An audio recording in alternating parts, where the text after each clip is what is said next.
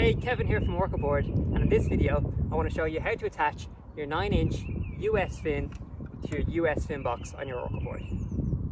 First, you want to unscrew the bolt and remove the screw.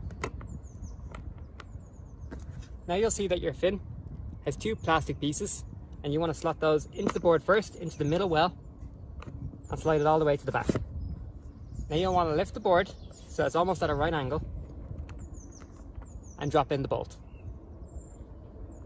The bolt needs to remain flat in the fin box. Then you can push back down the fin and line up the fin where you want to line it up. So now that your fin is inserted into the US fin box, you're going to want to decide where to put your fin on the fin box, the front, middle or back of the section. And each of these positions is going to do a different thing for your board. The front is best for surfing as it gives you the most amount of maneuverability through the waves. The middle is the most common position. It's where you're going to be turning, but you also want to go in straight lines at a bit of speed.